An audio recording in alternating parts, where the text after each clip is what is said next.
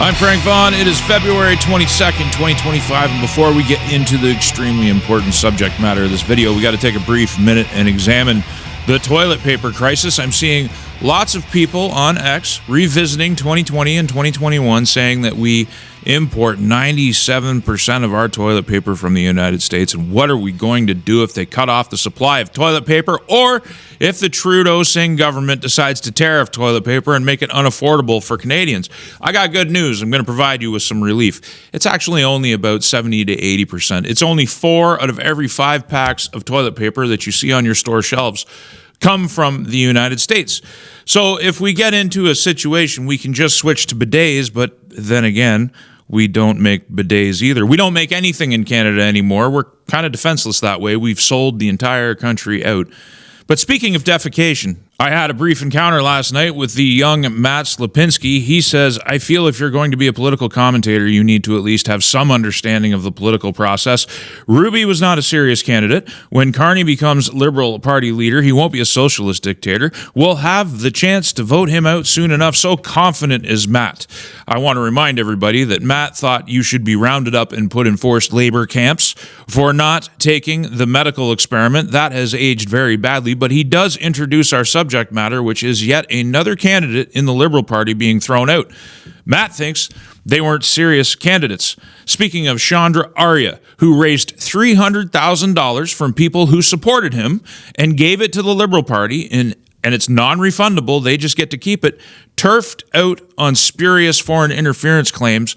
And we just had a Foreign Interference Commission in this country that declined to name how many officials in our government are compromised. It's massive. The entire country is compromised. The CCP has taken over Canada for its own interests. We run criminal cartel gangs. We have a huge export market when it comes to manufactured drugs that are made right here in Canada. Raw ingredients come in through our ports. Only 1% of containers are examined. None of the rail traffic is examined. We make this stuff. We export 83% of the methamphetamine that's consumed in Australia comes from Canada. Official public documents. I've put it in my videos. Australia, for those of you who don't know, is on the other side of the planet, and Canada is supplying them with their drugs.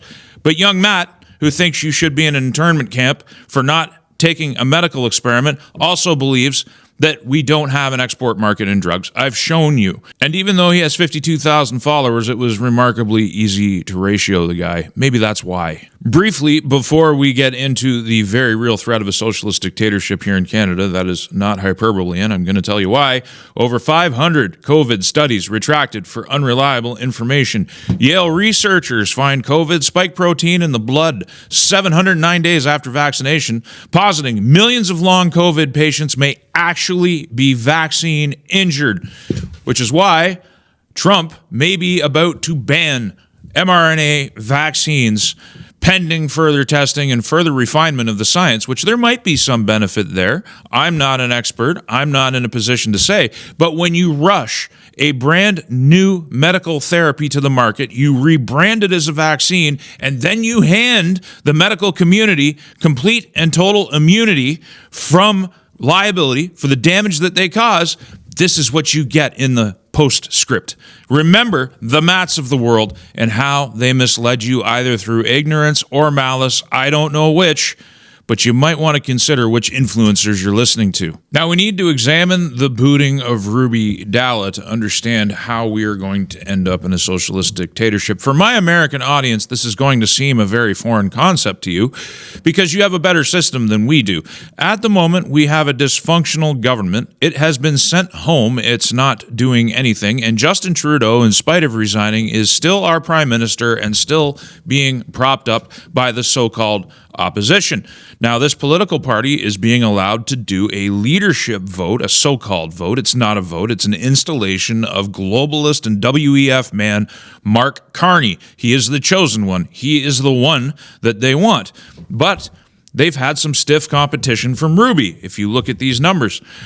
The Liberals made a huge strategic error because they are a party built on virtue signaling. They don't exactly think of long-term consequences. And that error was they opened their party up to anybody above the age of 14, anybody, and they made registration free. So if you registered by a certain date, anybody could vote for leader of the party. So as long as you weren't politically affiliated, and most people are not, you could join up and you could basically take over the party if you wanted to. They created this opportunity. Hundreds of thousands of Canadians took this opportunity and are still taking this opportunity to vote against anybody but Mark Carney. And some very real candidates emerged in that process, Ruby being one of them, and a guy named Chandra Arya being the other one. They're very serious, very real contenders, and they've thrown a monkey wrench in the Liberal installation plan because, again, they don't think long-term, so they screwed themselves. Now they have to rig the election because there's too many people involved, and this is how they're going to do it, by throwing out Ruby Dhalla. Now, Ruby, the announcement that she was kicked out came out at 5 o'clock Friday, 5 o'clock Eastern Time Friday, and you know, anytime action happens by government, anytime news breaks, late in the day Friday, it's because they don't want the media to pick it up and they want the Canadian public to just sleep their way through it. Ruby found out that she was booted by reading the CBC article, which I think is so indicative that CBC, which is funded to the tune of $1 billion by the taxpayer, is just an arm of the Liberal Party of Canada. They knew she was booted before she knew she was booted. Now, just a reminder, when you see the X's above my head, you should also see $300,000 on each X as a minimum that the Liberal Party gets to keep from you, the people who supported their campaigns. They just get to keep all the money as they unceremoniously kicked out the only minorities running in the Liberal leadership election. Now, isn't that funny? I covered yesterday how white people have all of a sudden come back into political advertising and how white people have come back into commercial advertising as if they flipped a switch. You're supposed to dress yourself up in the flag, and you're being reminded that it's okay to be white by the very people who have been demonizing both this entire time. But I digress. We now have Carney, we have Freeland, we have Gould, and there's this other guy, Frank Bayless. He's running. I don't know why he's not in this meme. Doesn't really matter. I think all the people that would have supported Arya, all the people that would have supported Ruby are now going to move to Bayless, and they're going to have to find a way to kick him out too because they have to have Carney. If not Carney, Freeland, because Freeland is controllable. Freeland has a drug problem. I don't think Carney shares the same drug problem that Freeland has. Both individuals are fine. They want Carney, though, because he's actually a leader. He's actually the Grim Reaper. He's not sent here to represent. He is sent here to implement the agenda. And when I say sent, I mean it. This man has been living outside of Canada for years now. He identifies as European in multiple interviews. He ran the Bank of England, delivered the British Isles into perdition.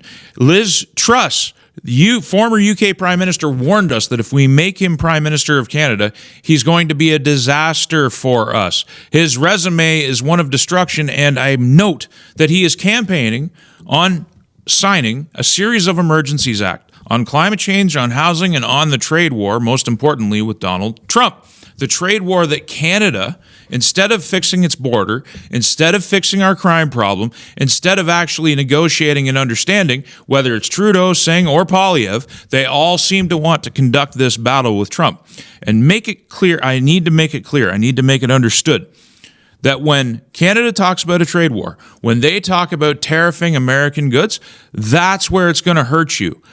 Canadian tariffs, the Canadian government's response is where the max pain is going to happen to your pocketbook because it will be food that you eat. In February, where do you think your food comes from? It will be on the toilet paper that we talked about to open this video. It will make that more expensive for you. It's the Canadian response, not Donald Trump, that will cause you max pain. And the Emergencies Act. You need to understand that the Emergencies Act suspends the charter. It creates a totalitarian government. That's what it does whenever it's invoked. That's why it's unpopular. And then after they do whatever it is they're going to do, sure, there's a process to work it out in court to see if it's justified. They figured out that when Trudeau stomped all over the Freedom Convoy and buried our flag in the snow, they figured out after the fact that he didn't have sufficient reason to do that. Who faced penalties? Nobody. He's still prime minister even after resigning. So we have a process to re-examine the usage of the act, but that process just whitewashes it, even when it finds complicity and guilt in the government. Canada's not a real country when this is what you can do. Now, there is some question as to whether or not Mark Carney even qualifies, considering he hasn't even been here in Canada according to the Liberals' internal rules, but they use things like the individual ordinarily resides in Canada to give themselves an out. So I think the odds are that Mark Carney will be the unelected, unsitting Prime Minister of this country. But there's also a scenario where Trudeau stays in office, even though he resigned. I remember everybody celebrating the resignation. All he did was promise to resign later. If they can't fix the mess that they've created of the Liberal Party, if they can't fix the race and get somebody friendly to their interests, they might just can the whole thing in the name of national unity. And how would they justify this? Let me explain. I'm a big believer in planning, I'm a big believer in odds, and I'm a big believer in scenarios. And the odds of different scenarios coming to fruition change over time. The odds-on favorite that I'm seeing at this point is that Mark Carney becomes leader of the Liberal Party. Jagmeet Singh supports him staying in as Prime Minister, and they boot the election out down the road somewhere. They can go all the way out to 26, but they don't have to go out to 26 right away. They can just boot it out until the fall, and then they can figure out how to adjust things on the way. What's going to happen is the 30 days, the 30-day reprieve that Trump gave Canada is a time where the Liberals have been preparing a plan for how to destroy this country. So when the 30-day reprieve is finally over and Trump imposes tariffs because we can't make good on our promises, they will have that is their primary way that they will blame Trump for the crisis that they are then going to create in their reciprocal responses. It's going to be a game of ratcheting up tension with the United States, which is going to unleash a wave of suffering in Canada, and they're counting on you blaming the Orange Man for that suffering. That will be how Jagmeet Singh in late March is able to go back on his word to trigger an election as soon as possible and support the government, because in a time of national unity, we cannot risk Pierre Poilievre, who, this is what they'll be saying, who is lying. He's not being straightforward. He's actually not on Team Canada. He doesn't actually want to impose Trump, because this entire time they've been saying that Poilievre and Trump are intertwined. And so they'll say that Poilievre is fake and we have to protect the Canadian interests, and they'll say, we have a mandate anyway, we had an election in 21, and we can legally govern until 2026 anyway. The script writes itself. So there's a very real scenario, and I would call it the odds-on favorite. Again, could be wrong. It's odds. It's like a dice roll. My odds-on favorite prediction right now is we don't have an election in the spring, that they will stay on. That in the midst of this crisis, this trade war with America, this threat to our sovereignty, as if we haven't been sold out, we haven't been sovereign for a long time. Not only the nation, and when I say the nation, I mean the political structure that's gathered together under the flag, but also the people and the land, which I would argue composes the real core of what Canada is. They haven't been sovereign either. Our leaders rule over us with dictatorial power and no accountability to you. You have no right of recall. You have no right to an elected Senate. The country is so backwards compared to the United States. People fear giving away the politics of this nation and adopting a new system.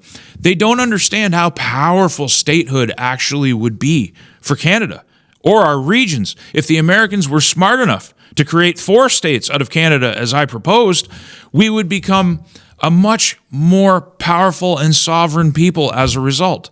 I note the Commonwealth of Virginia, and maybe I need to get into that next. I have to keep this one short so that the attention span of the public is capable of actually consuming this video. Virginia has their own constitution. They're a commonwealth, and they're built into the United States. There isn't a single serious secessionist movement of the 50 states. It's like herding cats. Every single state is different. And somehow, the United States, this magical thing that comes out of the Constitution, is able to hold all the states together voluntarily. Even though California is juxtaposed to Florida, even though Utah is completely different from New York, they all want to stay in. And the reason they want to stay in is they're sovereign, and the people have more power. But I digress. The socialist dictatorship of Canada, that is what it would be. Whether it's Mark Carney or they have to pull Mark Carney and Trudeau stays in. Or what I think could also happen is that in the face of a crisis, the other contenders for leadership, sometime in March, all announce that they're pulling out and supporting Mark Carney in the name of national unity because we're facing a crisis that they're creating, not Donald Trump, that they're creating. They'll try and sell it to you somehow. Then we have the Emergencies Act. Once that's done, and this isn't some conspiracy theory, Mark is campaigning all around the country telling you that there's nothing but pain ahead, and he's going to use the Emergencies Act to deal with the pain. That's the only lie. He's actually going to create the pain through the Emergencies Act.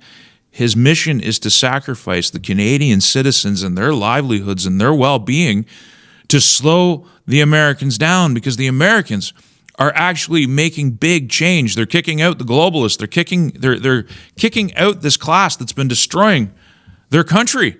We should be celebrating it. They're finding fraud and they're doing honest work. And instead we're demonizing it and we're allowing our leaders to lead us around like sheep. But the point is, there is no guarantee that you get an election. I think Poilievre has made a vast strategic error in the last weeks. He thinks he's got to win an election in the spring, and that is what he's basing his decisions on. But for whatever reason, his advisors and Poilievre, who's a very smart man, have lost the script. If they look like they're strong in the polls, specifically, if the NDP has cratered to 9% support, anything below 12%, they're wiped out of Parliament. They don't have a seat. Jagmeet Singh loses his own riding. If that happens, what incentive do they have to call an election? They'll come up with some story, some narrative. These people who have been lying to you. How many times has Singh promised an election and backed off his word? How many red lines have the Liberals crossed? And Jagmeet does nothing. We're still in that boat. Trudeau didn't resign. We still have the same government. They're still entitled to govern until 26. And if they successfully install Carney, there's nothing in the Constitution that guarantees you an election. We can appoint our prime ministers. We don't elect prime ministers. We elect MPs. They appoint prime ministers. The whole cabinet, folks, can come from outside of Parliament. Did you know that? You can bring business leaders in. You could bring the whole WEF in. There's nothing we can do about it because our Constitution sucks. The Federation sucks. I said in a tweet today, the Western leaders, Premier Moe and Premier Smith, need to get with the program. They need to understand Alberta and Saskatchewan prosper in spite of Ottawa. We've been fighting them for decades, for 100 years. We've carved our survival out of this wilderness against Ottawa. And the whole time, across the border in the United States, the Americans are always ready to buy our goods. They're ready with capital to do business with us. They butter our bread, not Ottawa. The Americans, they're not the enemy. And now we stand on the precipice of this socialist dictatorship. And they're going to sell it to you. They're going to say it's not. They're going to say it's a legal process and all these other things. But you have to, by their fruit, you will know them. By the fruit of the tree. You're going to see the totalitarian power that they will take to conduct this battle with the Americans. Now, I'm happy to be wrong.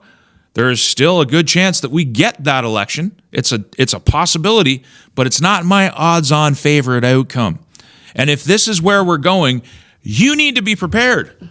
That's my whole objective with this channel, is to arm you with the facts and reality and cut through all the noise, because everybody's playing politics and everybody is selectively fact editing. Nobody's just telling you what's actually going on. That's my job. And I think that's why we have such incredible engagement. In spite of the fact that between YouTube and Twitter, we've only got 42,000 people. You people are so active. You promote the channel, you share the videos, you like, you comment. It's getting to a point where I can't keep up with you. It's like a full-time job. It's beyond a full-time job. I don't have enough hours in the day to answer every single comment, but I do try, because you make this valuable. You are the people who make this work worthwhile. Without you, I'm nothing. I'm just some long-haired guy with a camera. But you perceive the truth in what I'm saying and what I'm trying to tell you, and I try to arm you with warnings, and that's what I've been doing for years, doing this work. Back through COVID, back through Trump in 2016, when it was hard. It was even harder back then to be a Canadian who saw Donald Trump for what he was trying to do. Well, now he's delivering on those 2016 promises. It's been a long 10 years, but we're finally here, and Canada has an opportunity to do something great. The people never go away.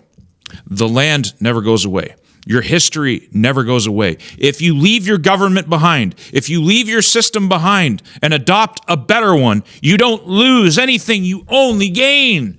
Open your eyes. I'm Frank Vaughn. I'll see you in the next one. Did you know that I have a website? frankvaughn.ca, the ultimate repository for all of my work, and a backup location just in case the censors come for me again. And if you like the content, please consider using the donate link in one of the options available. There are no paywalls, there is no advertising, and there is no Patreon, and I intend to keep it that way. Thank you for your time and your consideration.